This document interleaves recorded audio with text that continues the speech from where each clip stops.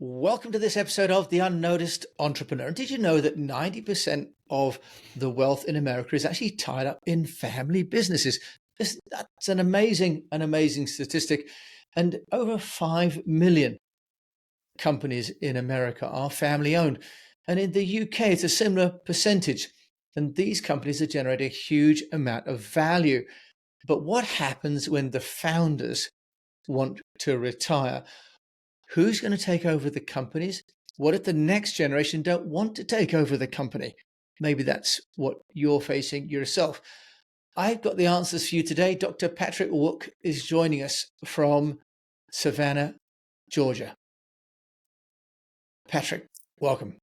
Jim, thank you very much. Very honored to be on the show. And the topic of succession is very near and dear to my heart, and one that I've been working on over the last 8 years. And as a small business owner, when I took over my first business at age of 25 and turned that around and eventually sold it, it's something that not only did I write on and have done extensive research, talked to over 100 different businesses, but something I've personally experienced. So thank you very much, Jim, for letting me onto the show and talk. No, well, it's a pleasure because Patrick Woke, sorry, I pronounced that really going all over the place. But Patrick's also written a book, which we're going to talk about today, with a lady called Susie Ginsburg. Actually, they both had some health issues, right? One of you had a heart attack, one of you had a stroke, and it kind of prompted a life of expertise that you've got, Patrick, of running and selling businesses with a desire to help companies and the founders to move on. So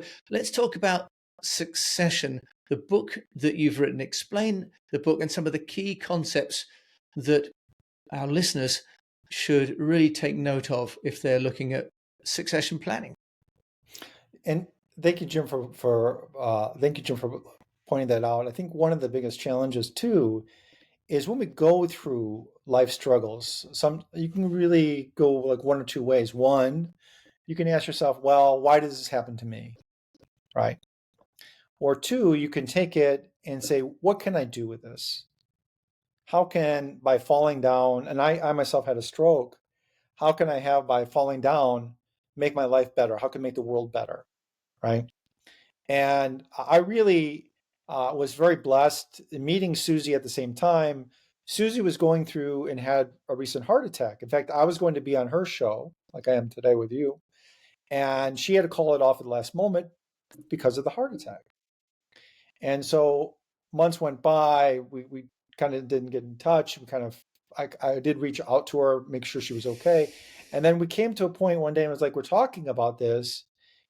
How can we turn these challenging situations, these challenging issues, heart attack, stroke, things that happen later in life, into something that could benefit other people, benefit ourselves, benefit the world? And so we created this book of succession, which I had been working on for a period of time, but without the energy and dynamicism. I mean, Susie is just, she is a force in the world.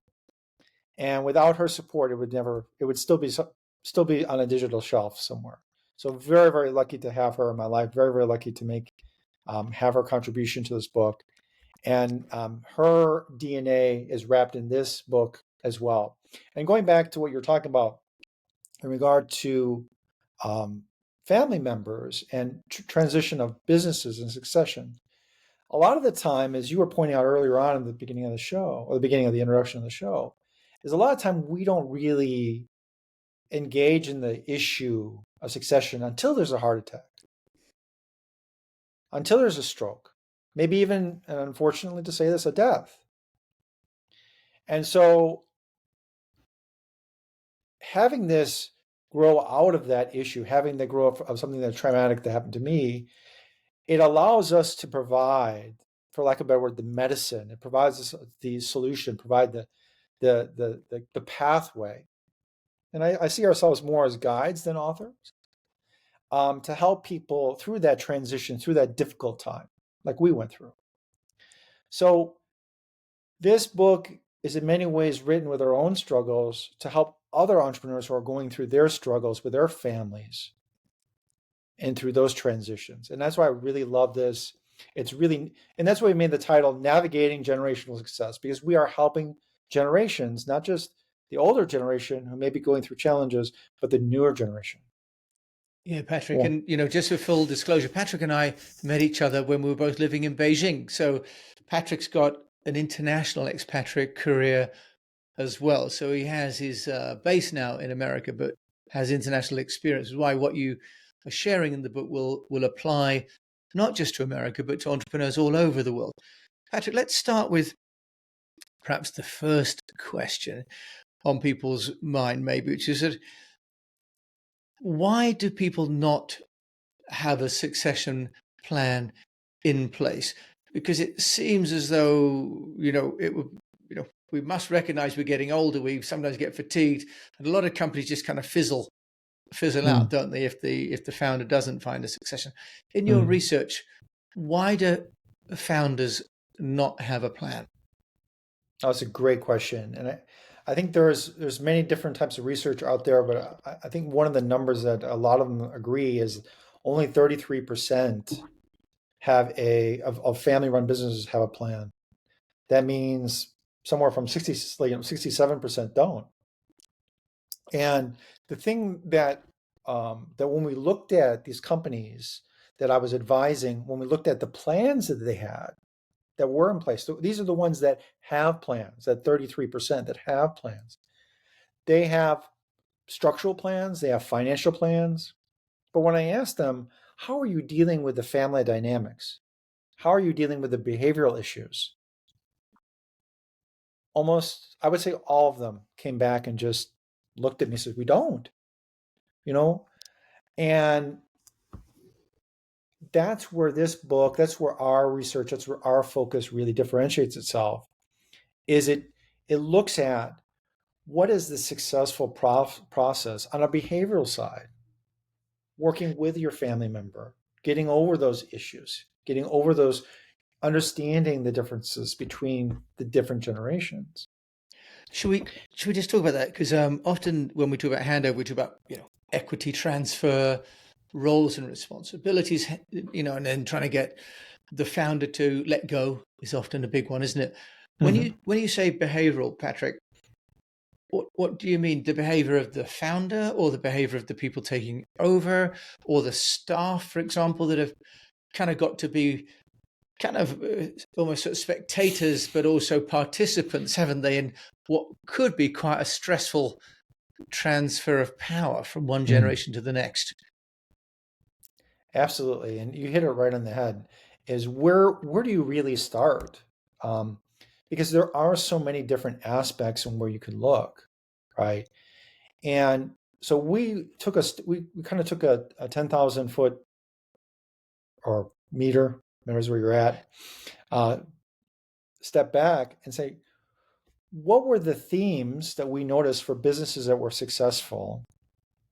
And was there an overall process that they were going through, the ones that were successful?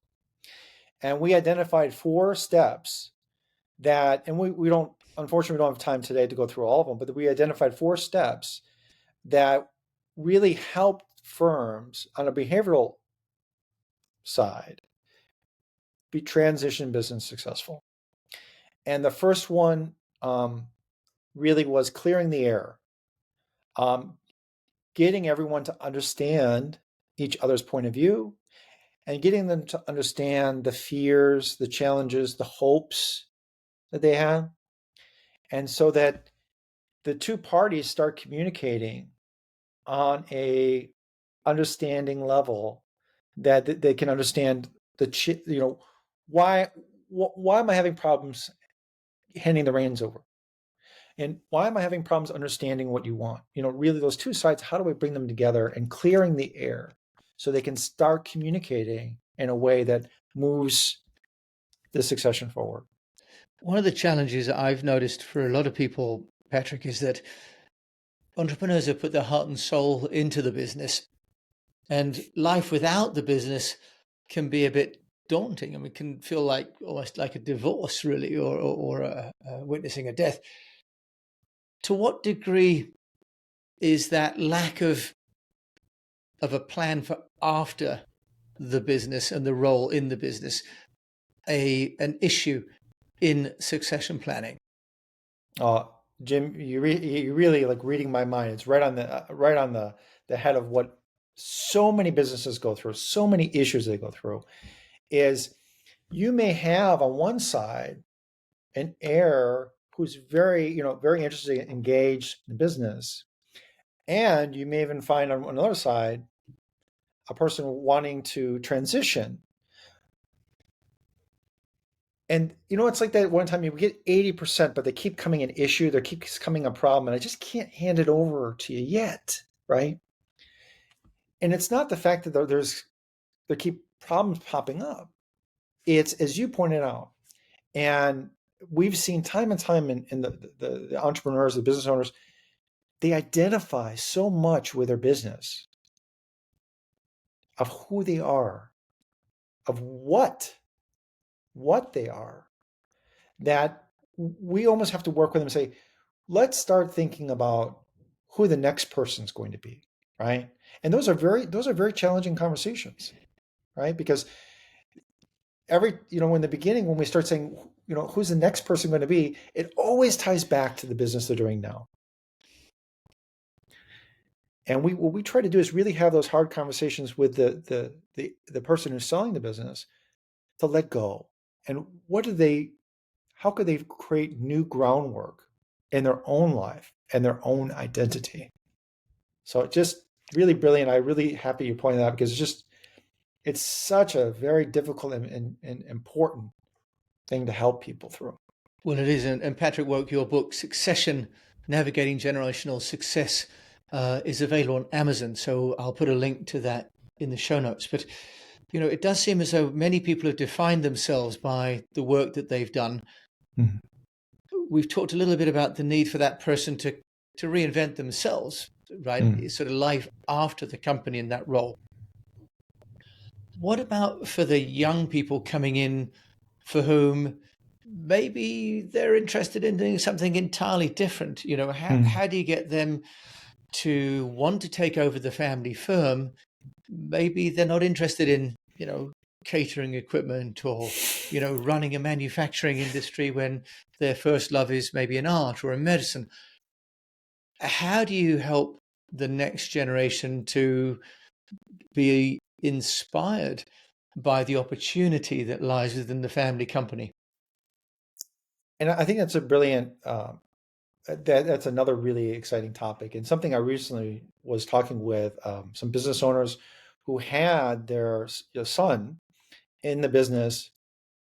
And I don't think, I had a conversation with him in front of one of the owners, and I said, there's a great book called The Alchemist.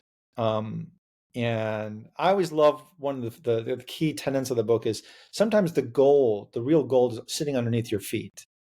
And you just can't see it because you just can't dig underneath the ground right in front of you. And I explained to him, I says, running this business, jumping into this, the lessons that you learned, the challenges, the identity you identify that you engage and create for yourself, those skills that you learn running this business, you can use anywhere in the world. You can use in anything you use from this point. You have the greatest opportunity to learn one of the greatest lessons of your life right here. And you don't have to go to New York or San Francisco, or, like you and I went to Beijing or Shanghai. On the flip side, all the lessons you learn here in this small town, because we're in a small town, all the lessons you learn in this enterprise, and those lessons are the same that I learned in my hometown, Lockport, Illinois. I used those lessons, that knowledge, that ability in Shanghai, in Beijing, in Dalian. The exact same abilities. I said, you can live unbounded if you put the time in, commit yourself to making this happen, make the family firm work, and then somewhere along the line, 10 years from now, if you decide to go anywhere else, you have the ability to live anything and do anything you want from this point on. Yeah, it's a very interesting point that the skills and the life learnings are in effect the same no matter where you live, right? You change the geography, but not the person. I think Paul Coelho, wasn't it, who wrote The Alchemist? Yeah. So you've got the existing maybe founder, or maybe it's the scion of an original founder. Maybe this is the third generation of transfer of wealth, especially in a country like America or Europe, for example. Mhm. What about the issue then of dealing with the team in the company? Because we've talked about, the founder has to decide to go and do something else, whether it's a sport, for example, or something they've always wanted to maybe make a contribution, have a foundation of some kind, and Mhm. the next generation come in and run it. But there is also an implication for the team who signed up to work with Mhm. the founder, for example, and maybe work with them for 10, 20 years. There are people who are going to be passed over, aren't there, for example, for leadership because the heir comes in. Patrick, what about the organizational challenges when there is this transfer? Okay. So one of the things that we noticed, and one of the chapters deal with getting to know your people, right? Getting to understand your people. And a good friend of mine, Justin, he can help contribute to that topic.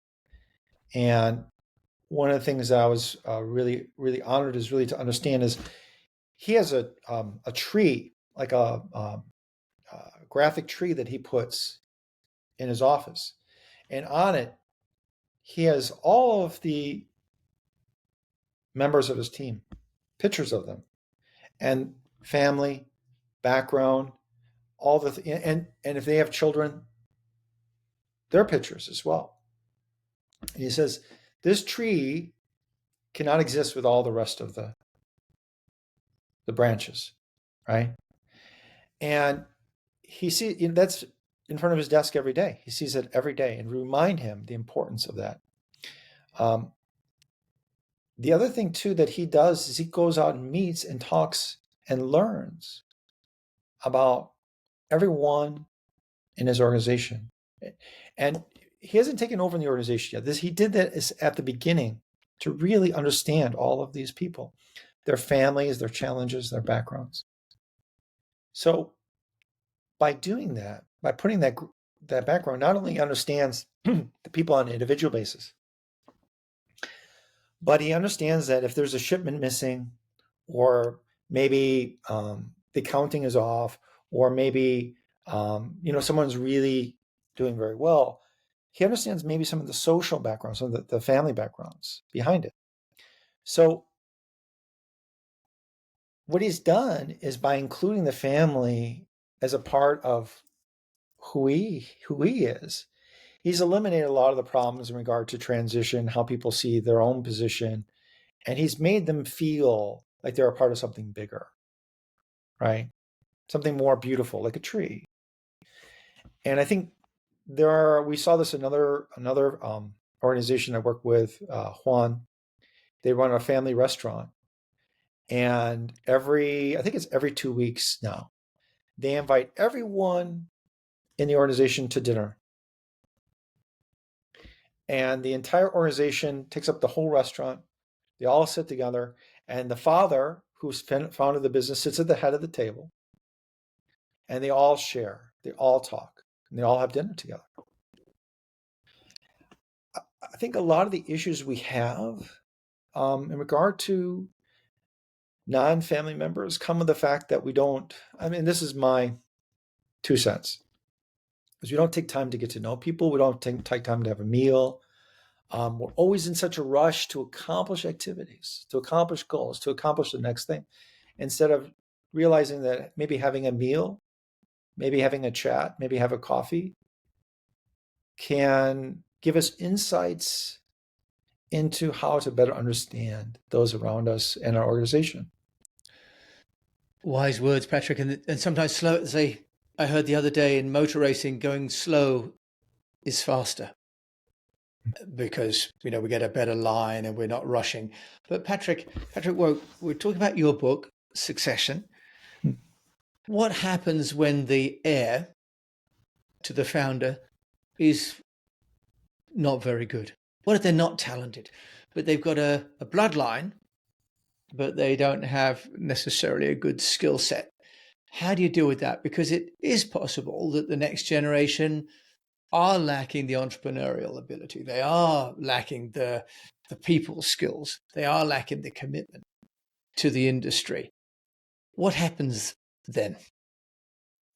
Well, I think that's one of the reasons that we hope that the first part of our process, clearing the air, is where the founder or other people can come in, mostly the founder and him, can have those honest conversations, right? And we believe at that time it's really good to, even if you bring myself in, or if we bring in another guide to come in and say, okay, there are some legitimate points here that the current founder has in regard to your skill sets or your understanding of ability, or maybe even your want. So let's work for you to build a team. What's to build an organization around this individual to help fill those holes where there may be, for lack of a better word, lacking, or where there could be some ability to educate and train, right?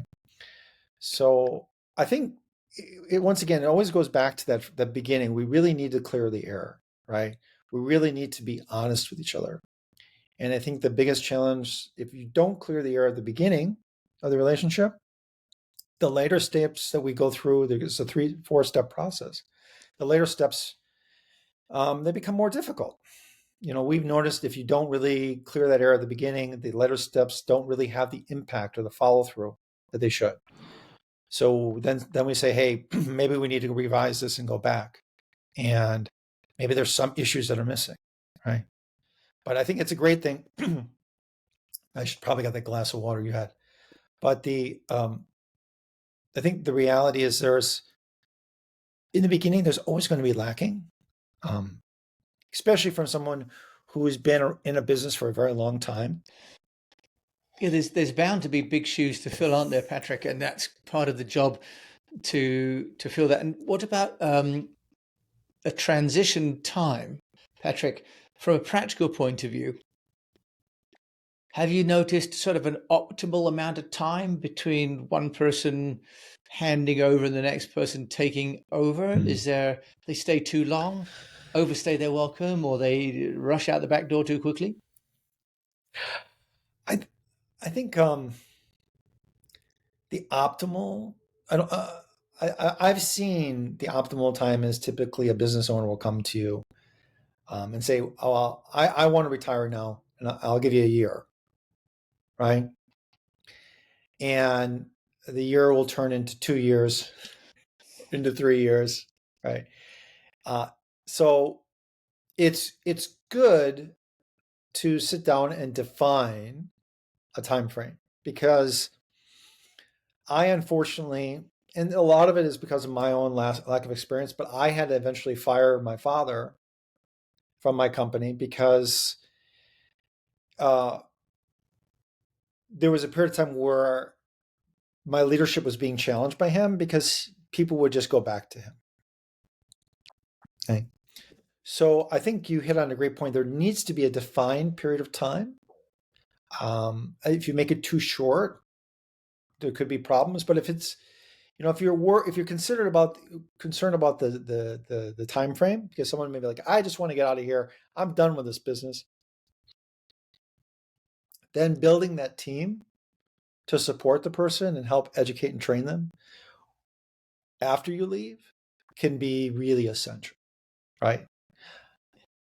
Yeah, maybe having some timelines as well, and some milestones where you've all agreed when this is happening, it's time, and maybe letting go of maybe product first and marketing, and then people always cling on to finance until the end, or maybe a few key clients, don't they? So succession planning takes a lot of, as you say, conversations and some maturity, but also both parties have to be sort of committed to the process. If they're going to get this transition taking place, they both have to be willing to follow through, even through the uncomfortable parts.